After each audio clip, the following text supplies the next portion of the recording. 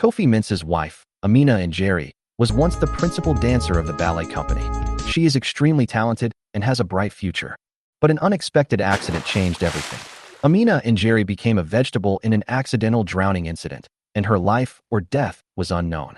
At that time, Amina Njeri handed Kofi Mensah a divorce agreement and coldly told him that because her childhood sweetheart had returned, he, as a substitute, no longer had any meaning to exist. It turns out that Amina Njeri no longer loves Kofi Mensah, but is still immersed in the arms of that man, and he is just an insignificant substitute.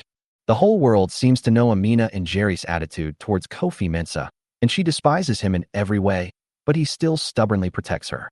Over the past 3 years, Kofi Mensah has taken care of Amina Njeri wholeheartedly without any complaints, even though she often called out the name of another man in her coma. That was her former lover. A sneer emerged from the corner of Kofi Mensah's mouth. He looked at Amina Njeri's weak body, and what surged in his heart was not pity, but hatred. Those who betrayed him should see with their own eyes how they step into the abyss step by step and witness the consequences of that ruthlessness. Dad, when will Mom wake up? Zawadi Njeri, a 4-year-old daughter, pouted her lips, her eyes full of curiosity and anticipation. Her voice was clear, but with a hint of uneasiness. Kofi Mensah lowered his head and glanced coldly at his wife Amina Njeri lying on the bed. His eyes were like sharp blades, full of silent anger and deep helplessness. Mom will wake up after Zawadi finishes dance class. The words were brief, even with a hint of deliberate distance, as if she was trying her best to control her inner emotions. At this moment, Kofi's mother-in-law, Mama Akosua, suddenly opened the door. She was always a strong woman, with shrewdness and severity in her eyes. Since the death of her father-in-law, Amina Njeri has been in charge of all family affairs. Amina is Mama Akosua's only daughter, and she has never shown much respect for Kofi, her live-in son-in-law. As soon as Mama Akosua entered the room, she looked at Zawadi and said unhappily, "Zawadi, why are you here again?" As she spoke, she took the little girl away. Seeing his daughter being taken away, Kofi felt a little uneasy, but he remained calm and looked at his mother-in-law steadily. Once Zawadi was gone, Mama Akosua started to get angry at Kofi.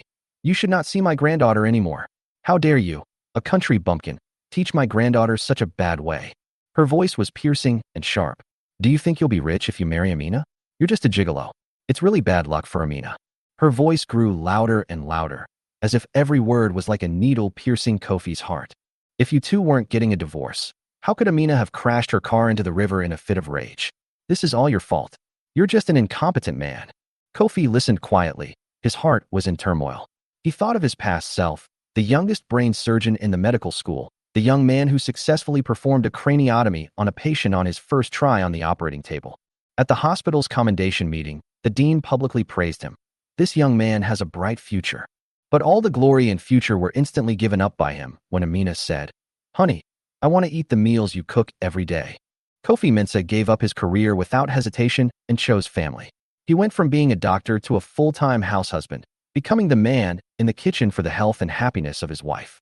However, in Mama Akosua's eyes, all this seemed to be just a manifestation of his inability to fulfill family responsibilities. "Mom, don't get excited. You're not feeling well. Drink some water and calm down." Kofi handed over a glass of water with false respect, but a hint of coldness flashed in his eyes. Kofi knew that something was mixed into the water so that his mother-in-law would calm down a little. Mama Akosua drank the water in one gulp. Her excitement calmed down a little, and she moved closer to the bed, gently caressing Amina's face. "Really? Will she wake up?" Mama Akosua's eyes were filled with an unconcealable expectation. Kofi nodded and said calmly, "Dr. Sun said Amina is recovering well and will wake up soon." "That's great." Mama Akosua showed a comforting smile on her face. But then she suddenly became anxious. "Don't sneak into the old house to see Zawadi while I'm away." Kofi lowered his head, his gloomy face showing almost no expression. "Mom, don't worry. I will always stay here to watch over Amina and won't go anywhere else." Kofi Mensah thought to himself, "It would be best if you and Zawadi disappeared from my sight completely." After Mama Akosua left, Kofi Mensah continued to patiently wash Amina Njeri's body as usual. Even though Amina Njeri has been lying there for 3 years, she is still sleeping peacefully like Sleeping Beauty. Kofi Mensah and Amina Njeri have been together for 10 years. For the first 6 years, Amina was almost pathologically dependent on Kofi. Every day, she would repeatedly tell him her deep love for him in his ear, often waking up crying because of the fear in her dreams, begging him not to leave her. Amina Njeri even threatened to commit suicide to her parents just to be with Kofi Mensah forever. Amina's love is deep and persistent, and it has become an open secret in the eyes of almost everyone.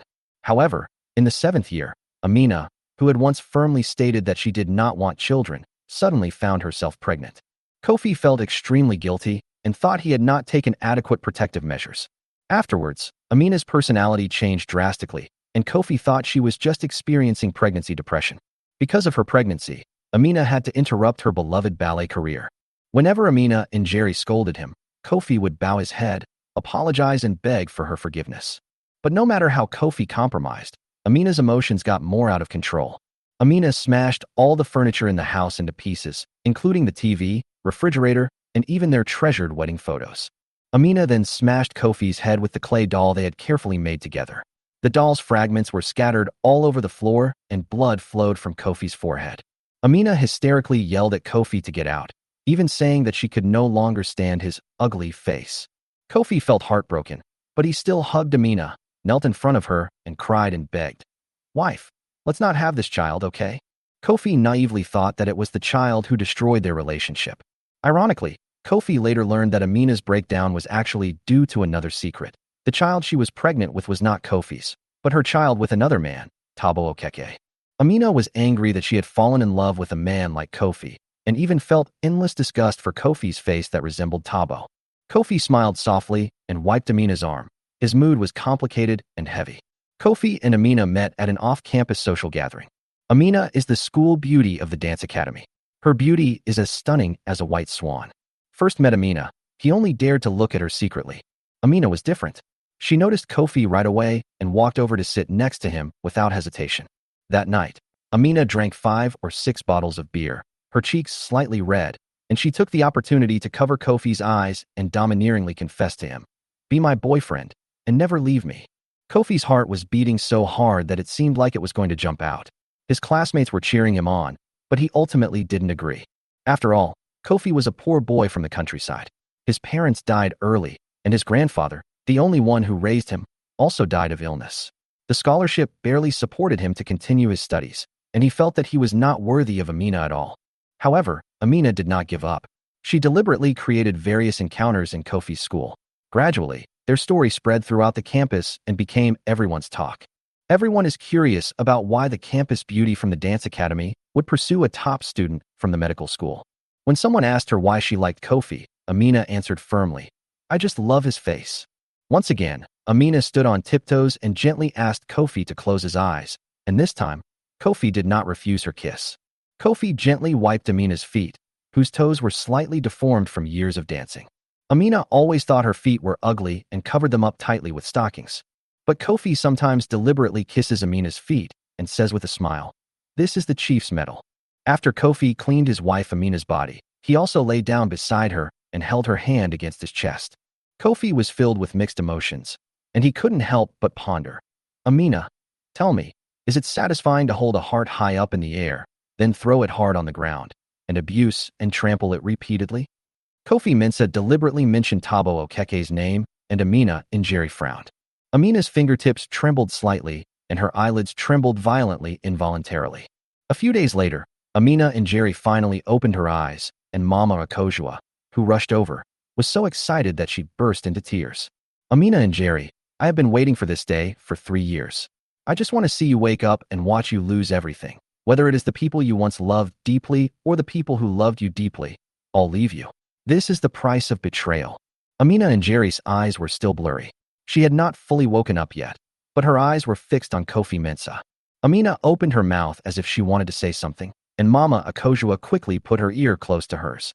Amina Njeri's eyes became hot, and she whispered in a hoarse voice, "Tabo Okeke, you are back." She slowly raised her arm and tugged at the corner of Kofi Mensah's clothes. Mama Akosua looked very embarrassed. Kofi Mensah shook off Amina Njeri's hand and stood aside, looking at her indifferently. "My daughter, you've been lying in bed for 3 years. I almost went crazy. You will get better."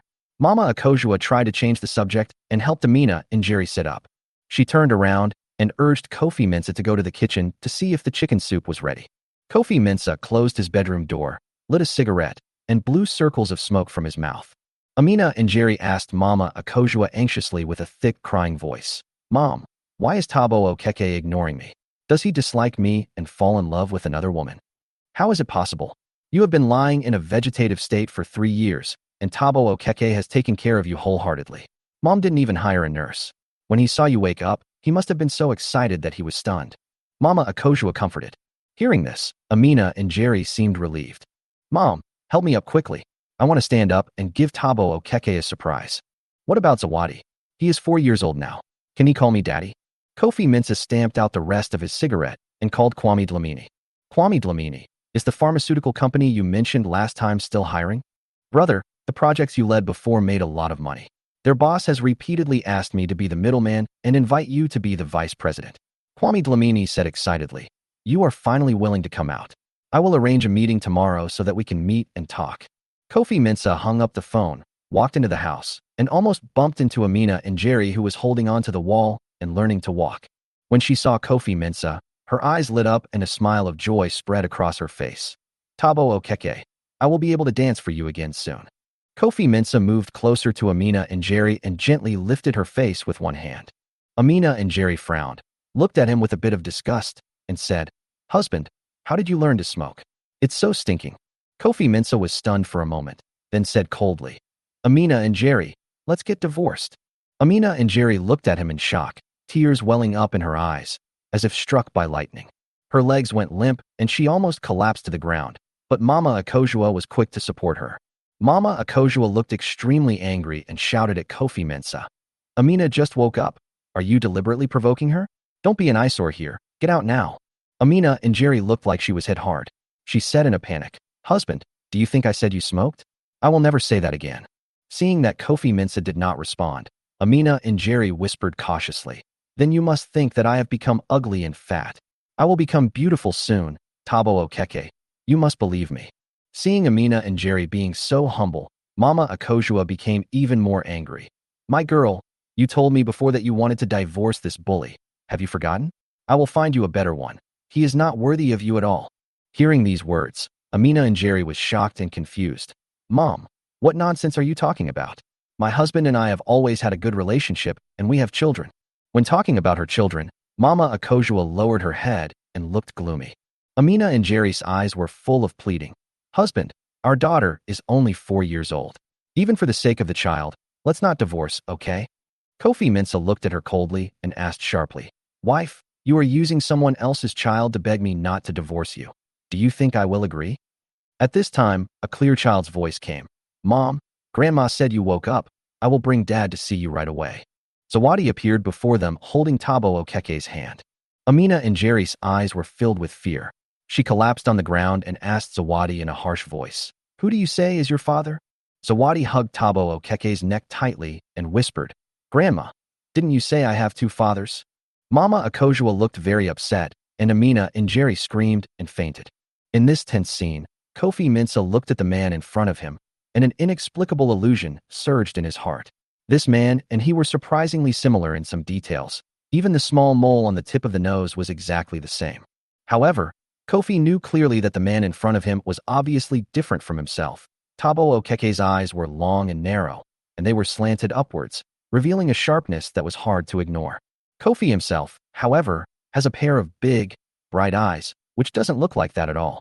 No wonder Amina always covers my eyes when she is intimate with me. Kofi sighed in his heart and finally understood why his wife was like that. In the living room, Tabo Okeke smoked a cigarette with a mocking smile on his face. Kofi Mensah, you are amazing. You can endure for 3 years. I have to admire you. Tabo's tone was full of contempt and provocation. Thank you for your tolerance. Otherwise, how could I be here today? Kofi smiled coldly and replied nonchalantly, You're welcome. It will be yours soon. He lit a cigarette, smoke rising, but his face did not waver at all. Tabo was stunned. He didn't expect Kofi's reaction to be so calm. He was at a loss for words. Don't you love her to death? Why are you letting her go so easily? Kofi blew out a smoke ring and sneered. I don't have any special fetishes. I like to take care of other people's wives and children. Tabo snorted, seemingly unimpressed.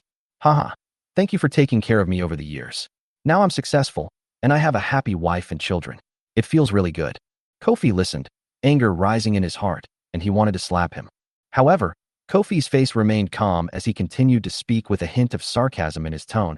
I heard that Tabo Okeke has been living off the painting from 3 years ago. I wonder how long he can live. Tabo's face flushed slightly, and he no longer concealed his inner anxiety. My muse has awakened again.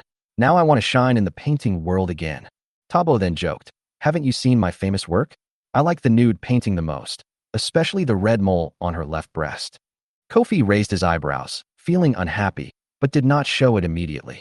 Tabo continued to tease, his eyes sparkling with excitement. I have touched every inch of her body. Those long dancing legs are the most beautiful. I have kissed them countless times. Tabo became more and more excited as he spoke, his eyes shining as if they could glow. No matter how perfect a body is, if it has no flaws, it cannot be called a perfect work of art. I once burned a scar on her, but with a cigarette butt, and originally wanted to burn her breasts. That's enough. Kofi finally couldn't help himself and interrupted Tabo coldly.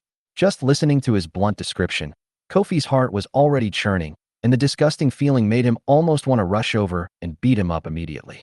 Can't stand it. Tabo looked at Kofi provocatively. Your wife took off her clothes on her own initiative. Every pose in the painting looks like what we do in bed. Amina is my woman. I heard that Amina once pursued you madly and even attempted suicide because of you? Tabo asked coldly, with a trace of deep disdain in his eyes. Tabo's expression became more complicated. Kofi, to be honest, you were able to marry Amina because of me. To put it bluntly, she was attracted by the fact that you and I look alike. Kofi listened patiently as the strange man talked about his and his wife's private matters, and his anger was gradually suppressed. Kofi resisted the urge to explode in anger, but he already had a question in his mind. Do you think that you two have been together for 10 years is a long time? In fact, I watched Amina grow up, and it was me who made her a real woman. Tabo showed a confident smile. If Amina hadn't thought I had died in an accident, would it be your turn? Kofi was stunned for a moment, and he began to doubt his own position, as if he was the mistress. Then haven't you thought about looking for her all these years? Kofi asked suddenly, his eyes as sharp as a knife. Tabo's eyes flashed with panic, but he quickly pretended to be calm. I lost my memory in a car accident. After I recovered my memory, I immediately came to find Amina. Kofi lit up another cigarette. The smoke hung in the air. Through the smoke, he looked at Tabo coldly. Tabo Okeke, where have you been all these years? Have you gone somewhere? Building roads, clearing garbage, or planting crops?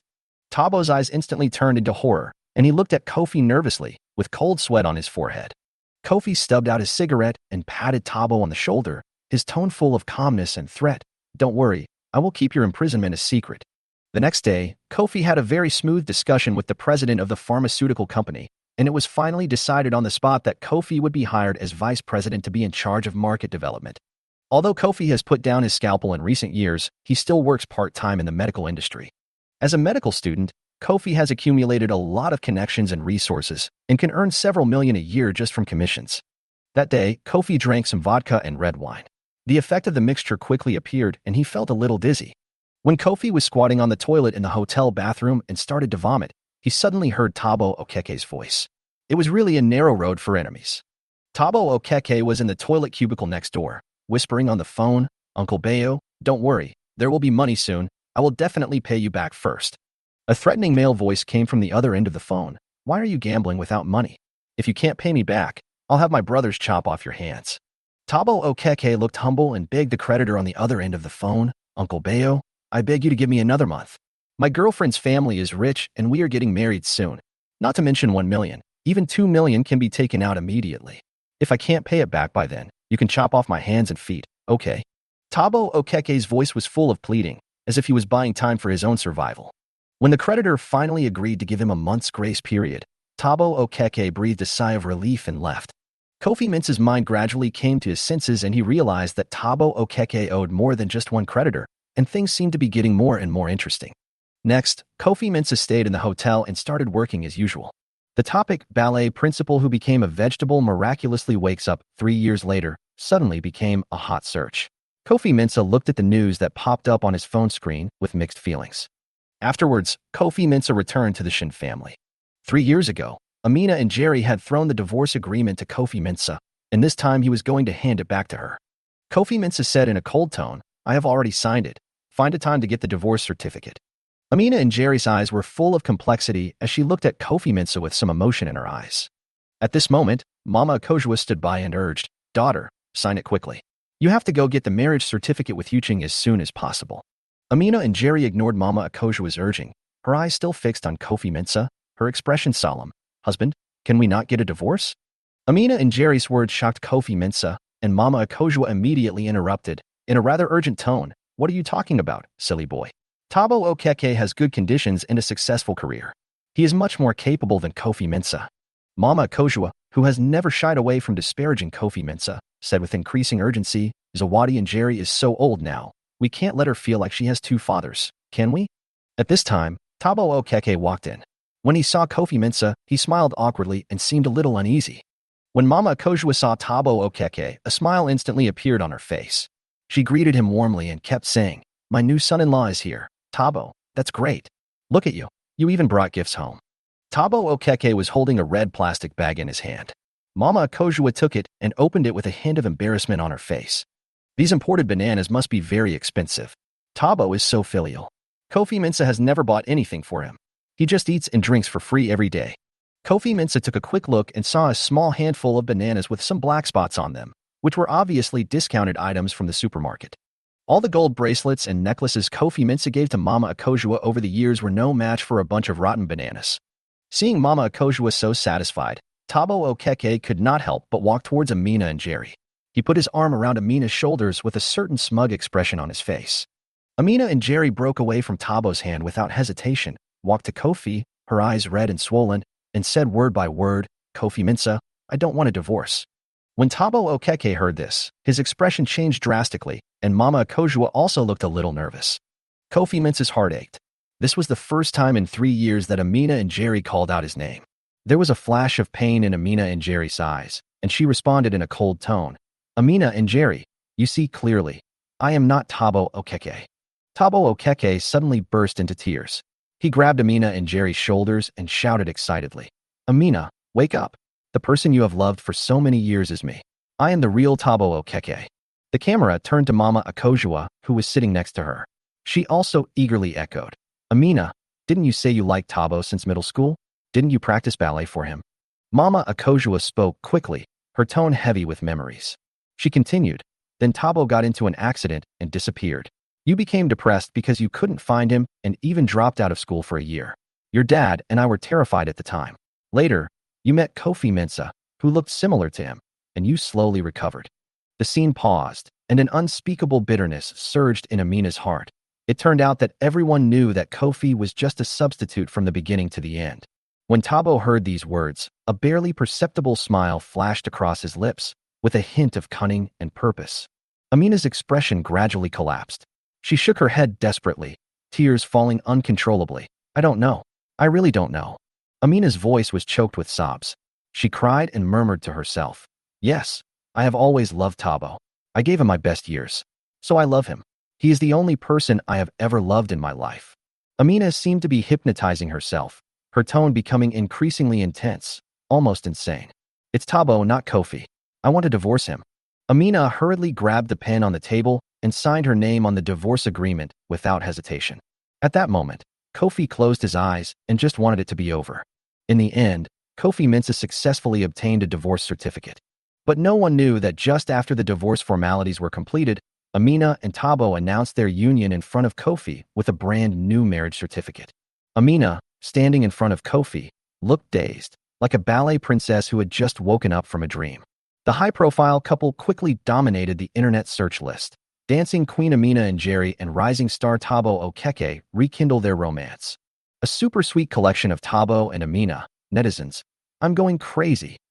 Tabo said frankly, Amina is my muse. Ballet princess Amina performs Swan Lake again, and her dancing is even better than before. One hot search after another pushed this couple to the forefront and made them the focus of everyone's attention. At the same time, Kofi did not dwell on his failure. He quickly adjusted his status and won several big orders for the company, and his career was booming. Kofi personally manages the newly developed medical beauty sector. With strong financial support, he has reduced costs to the limit and attracted many hospitals to come in. Among them is the hospital where Mama Akosua works.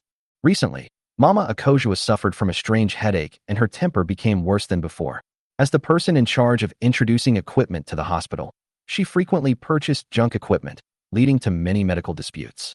In order to save the situation, the hospital wanted to negotiate cooperation with Kofi's company through the middleman Juma.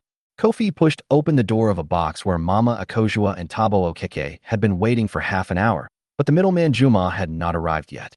Mama Akosua and Tabo Okeke's faces immediately changed color when they saw Kofi.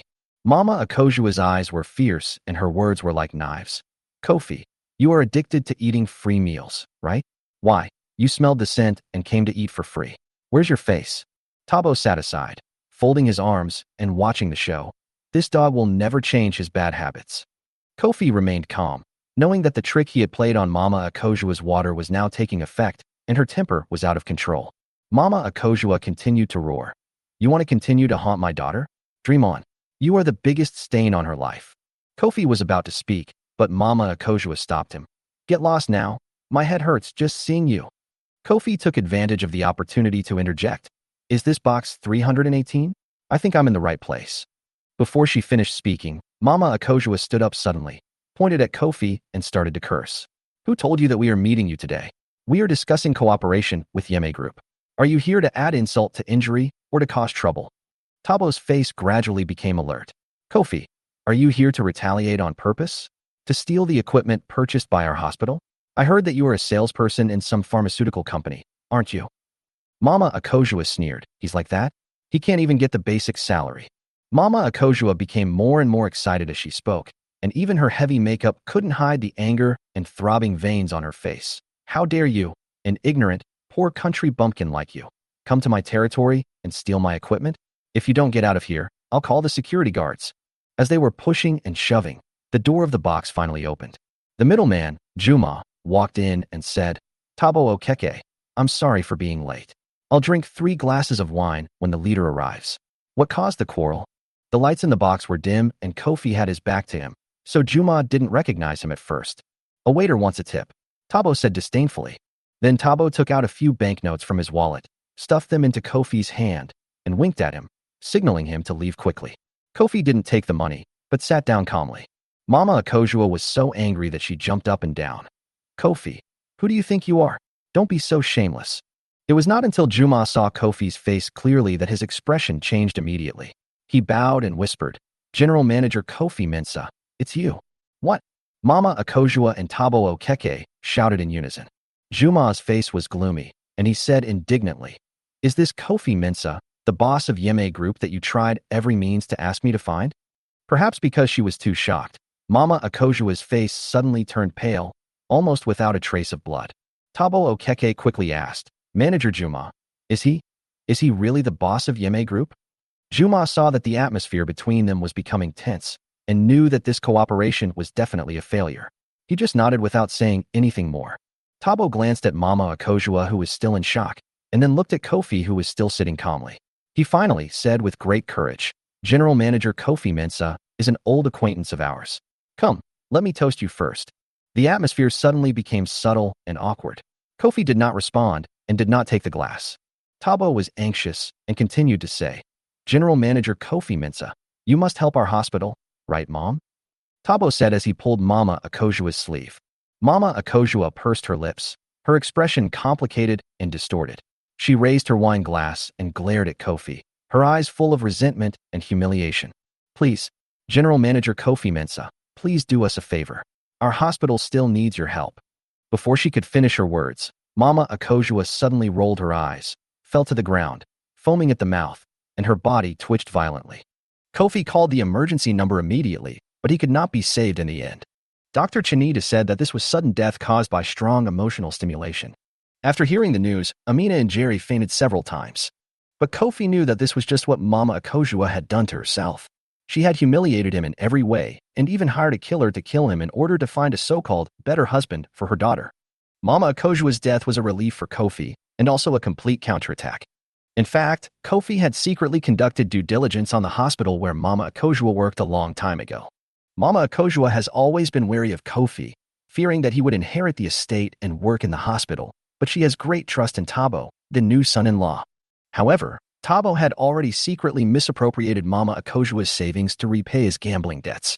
As soon as Mama Akosua died, Tabo immediately sold the position at the hospital.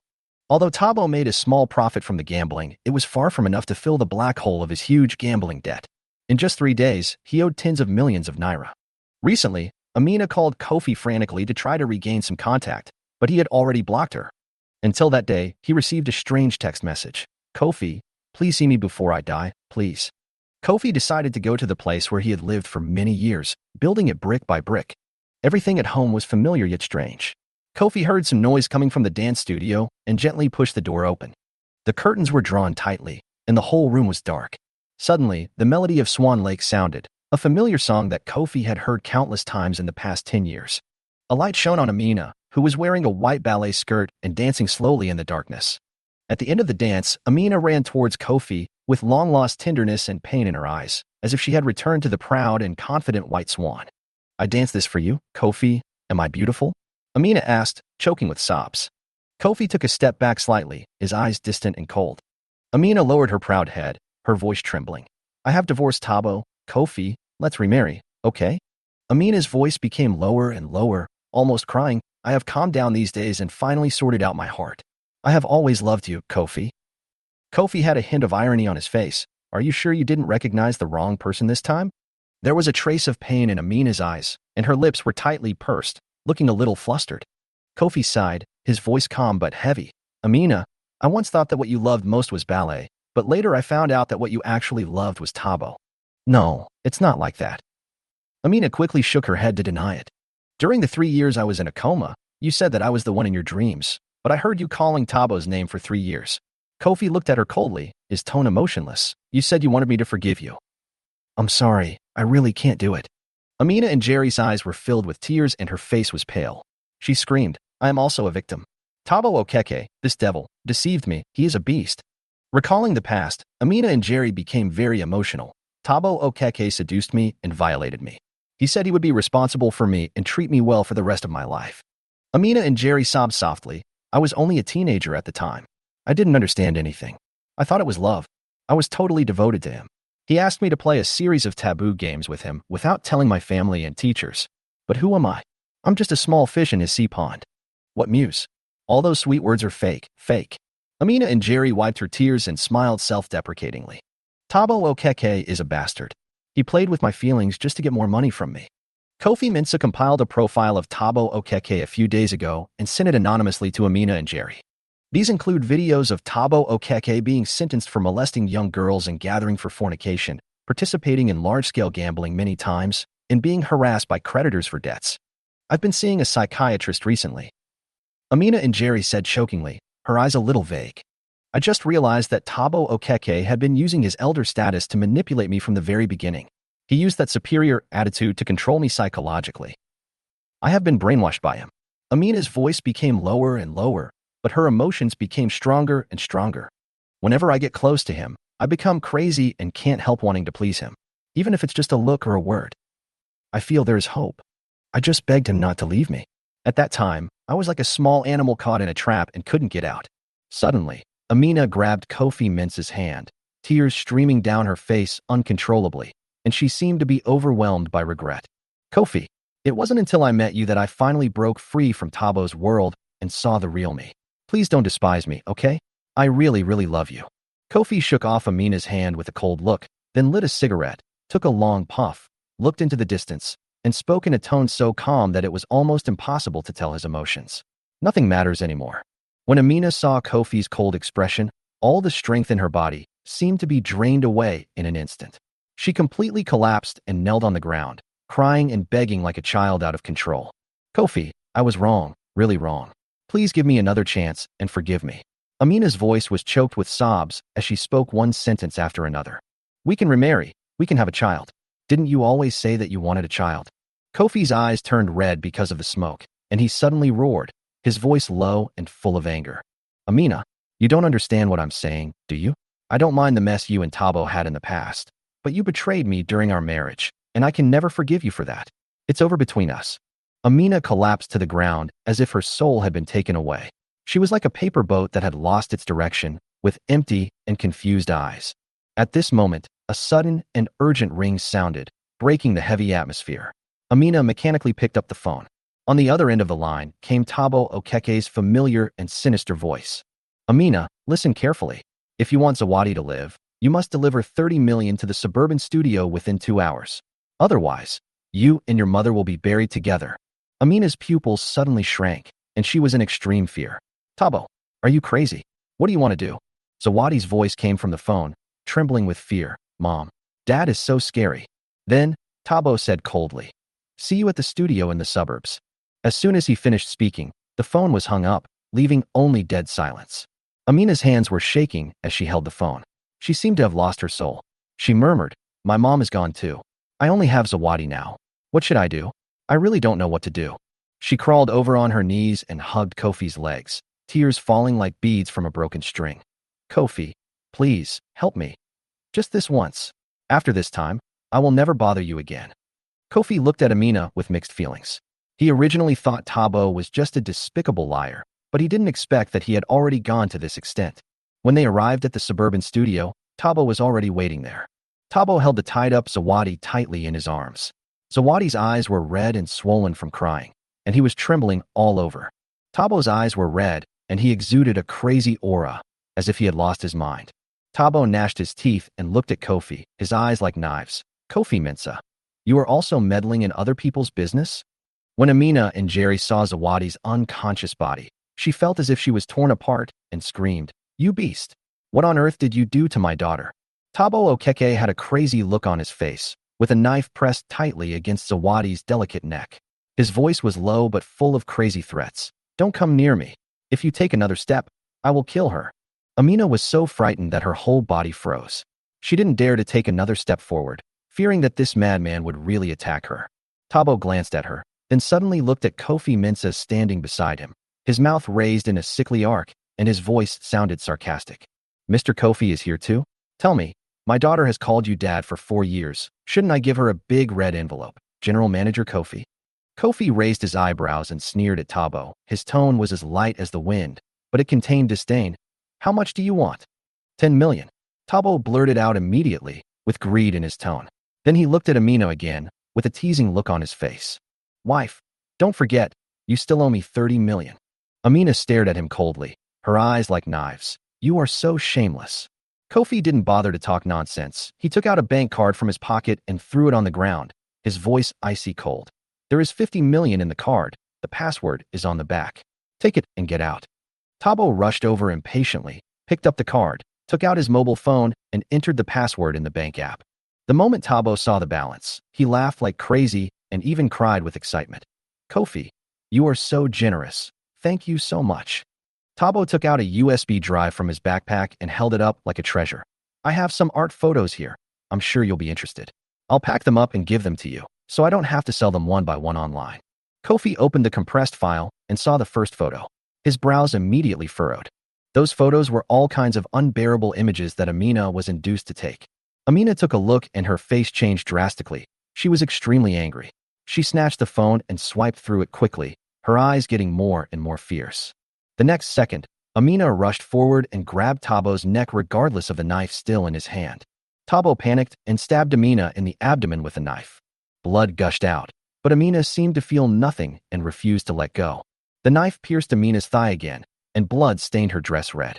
Kofi rushed forward and kicked Tabo away, then quickly helped Amina to the side with an anxious look on his face.